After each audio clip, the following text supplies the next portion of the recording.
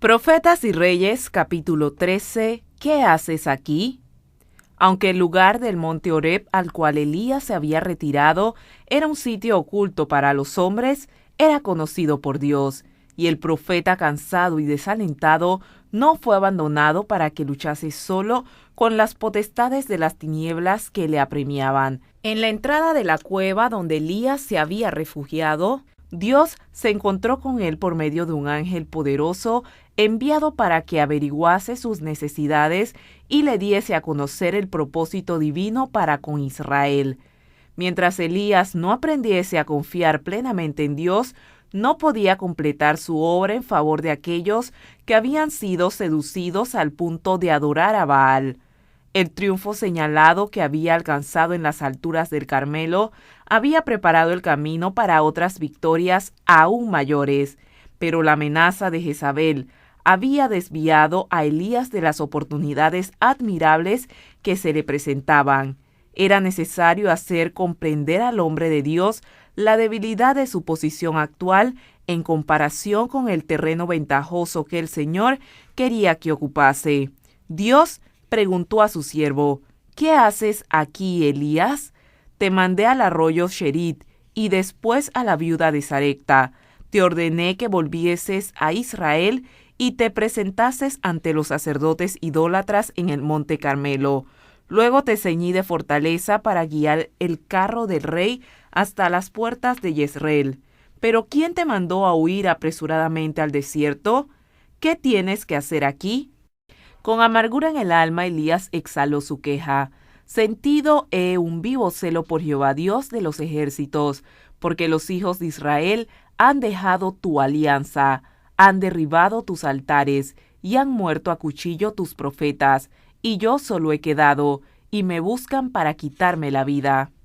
Invitando al profeta a salir de la cueva, el ángel le ordenó que se pusiera de pie delante del Señor en la montaña y escuchase su palabra.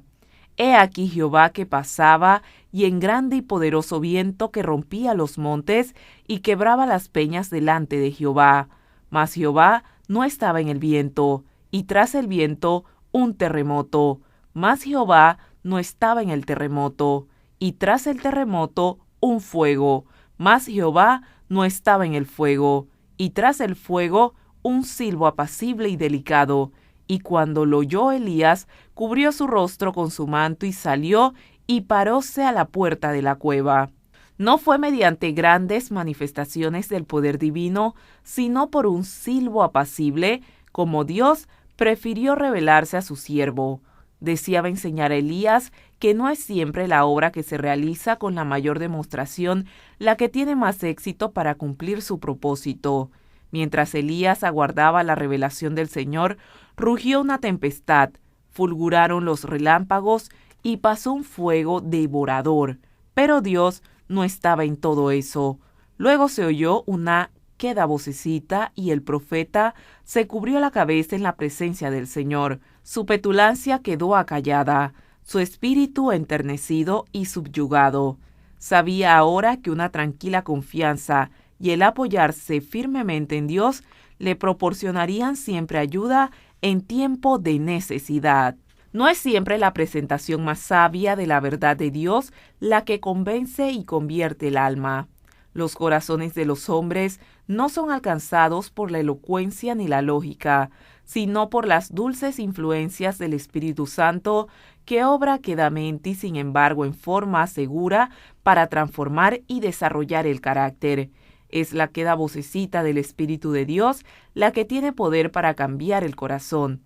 ¿Qué haces aquí, Elías?, preguntó la voz, y nuevamente el profeta contestó: Sentido he un vivo celo por Jehová Dios de los ejércitos, porque los hijos de Israel han dejado tu alianza, han derribado tus altares y han muerto a cuchillo tus profetas, y yo solo he quedado, y me buscan para quitarme la vida. El Señor respondió a Elías que los que obraban mal en Israel no quedarían sin castigo. Iban a ser escogidos especialmente hombres que cumplirían el propósito divino de castigar al reino idólatra. Debía realizarse una obra severa. Para que todos tuviesen oportunidad de colocarse de parte del Dios verdadero. Elías mismo debía regresar a Israel y compartir con otros la carga de producir una reforma.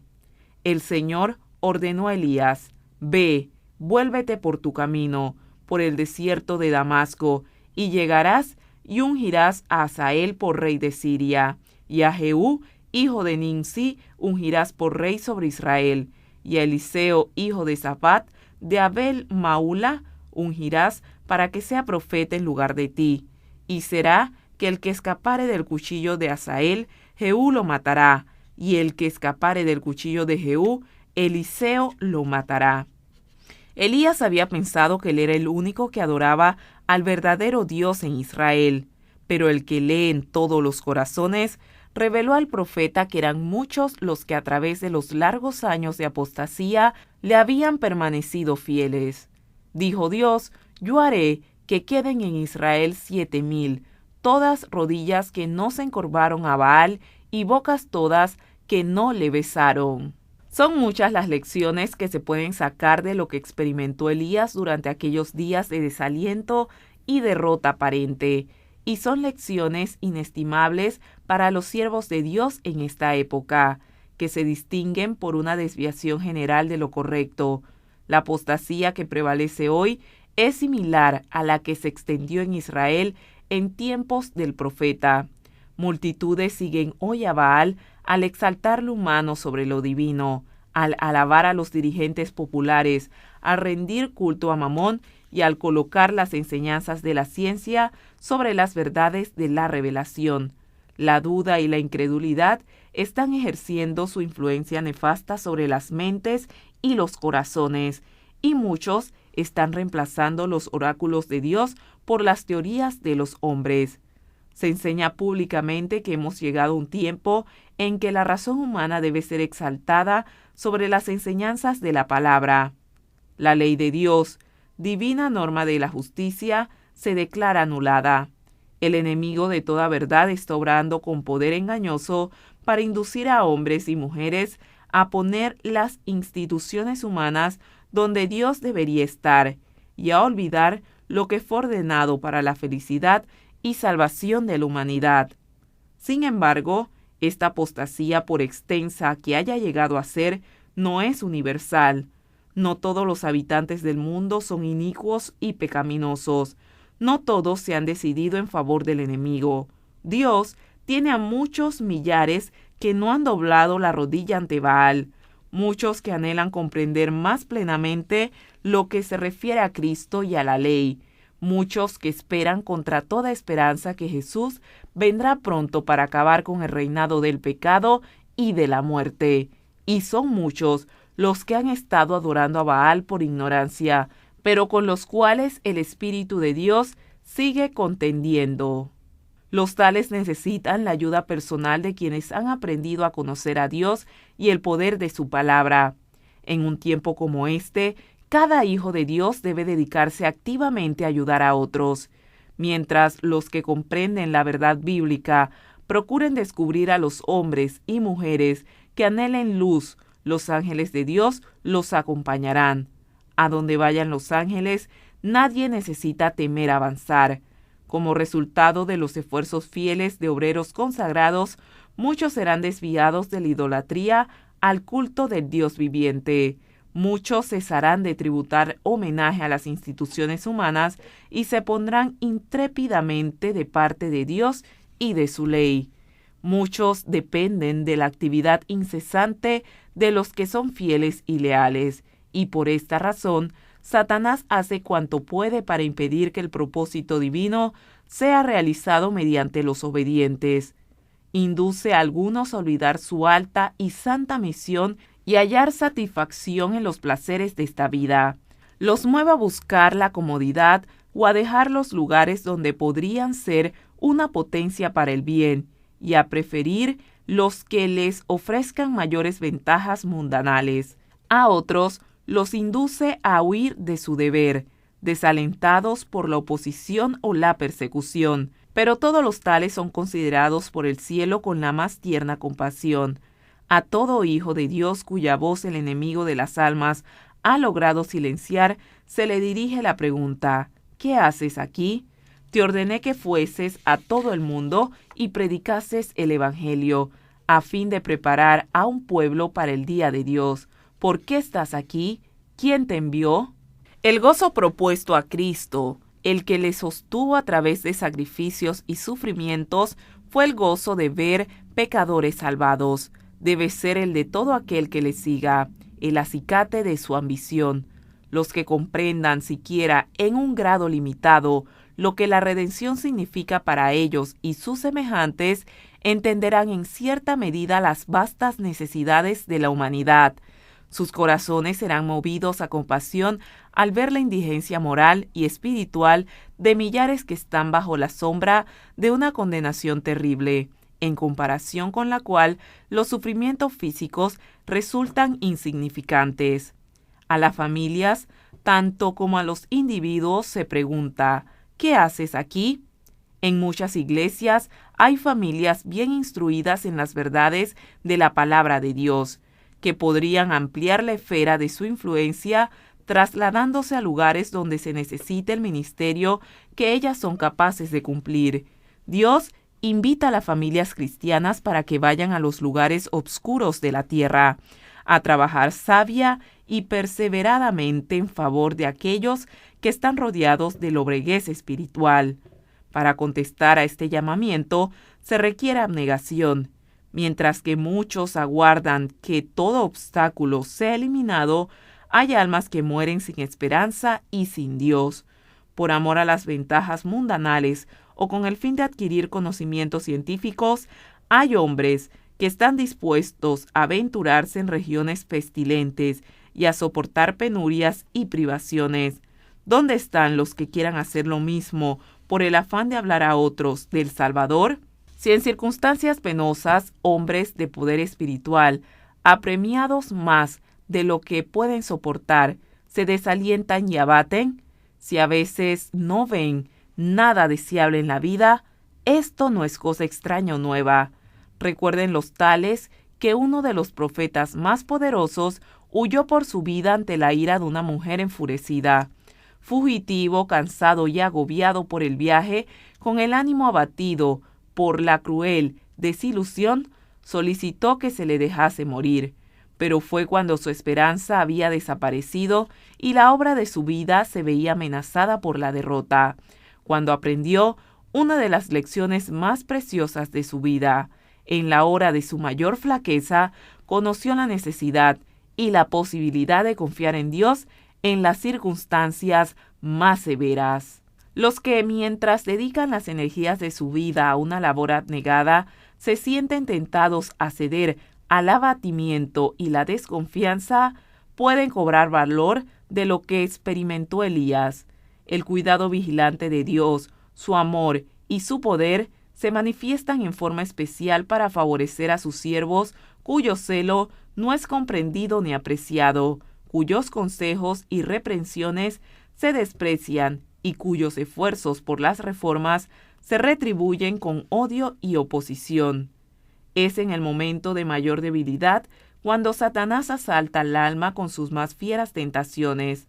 Así fue como esperó prevalecer contra el Hijo de Dios, porque por este método había obtenido muchas victorias sobre los hombres. Cuando la fuerza de la voluntad flaquea y faltaba la fe, entonces los que se habían destacado durante mucho tiempo y con valor por el bien, cedían a la tentación. Moisés, cansado por 40 años de peregrinación e incredulidad, perdió por un momento su confianza en el poder infinito. Fracasó precisamente en los lindes de la tierra prometida.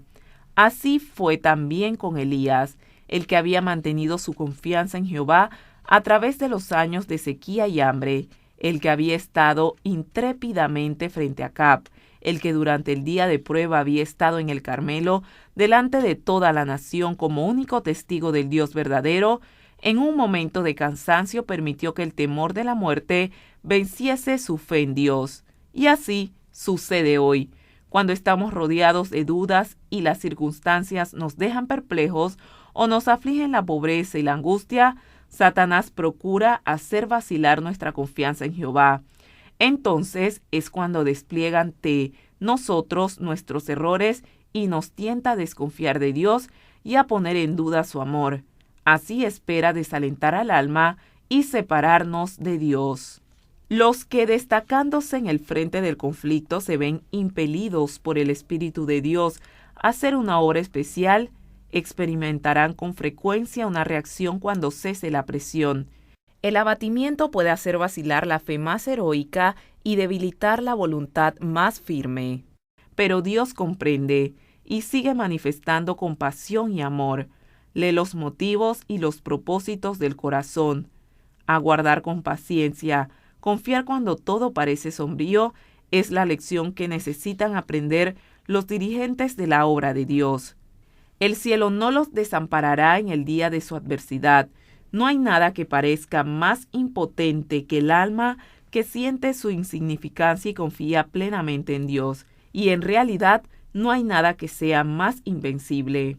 No solo es para los hombres que ocupan puestos de gran responsabilidad la lección de lo que experimentó Elías al aprender de nuevo a confiar en Dios en la hora de prueba. El que fue la fortaleza de Elías es poderoso para sostener a cada hijo suyo que lucha, por débil que sea. Espera que cada uno que manifieste lealtad y a cada uno concede poder según su necesidad. En su propia fuerza, el hombre es absolutamente débil, pero en el poder de Dios puede ser fuerte para vencer el mal y ayudar a otros a vencerlo. Satanás no puede nunca aventajar a aquel que hace de Dios su defensa. Ciertamente en Jehová está la justicia y la fuerza. Hermanos cristianos, Satanás conoce tu debilidad, por lo tanto aférrate a Jesús.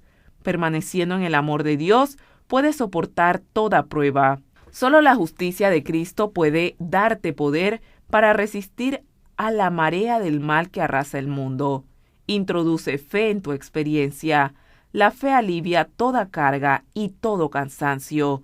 Si confías de continuo en Dios, podrás comprender las providencias que te resultan ahora misteriosas. Recorre por la fe la senda que Él te traza. Tendrás pruebas, pero sigue avanzando. Esto fortalecerá tu fe y te preparará para servir. Los anales de la historia sagrada fueron escritos, no simplemente para que los leamos y nos maravillemos, sino para que obre en nosotros la misma fe que obró en los antiguos siervos de Dios. Y el Señor obrará ahora de una manera que no será menos notable doquiera haya corazones llenos de fe para ser instrumentos de su poder. A nosotros como a Pedro se dirige estas palabras: Satanás os ha pedido para zarandaros como a trigo, mas yo he rogado por ti que tu fe no falte. Nunca abandonará Cristo a aquellos por quienes murió.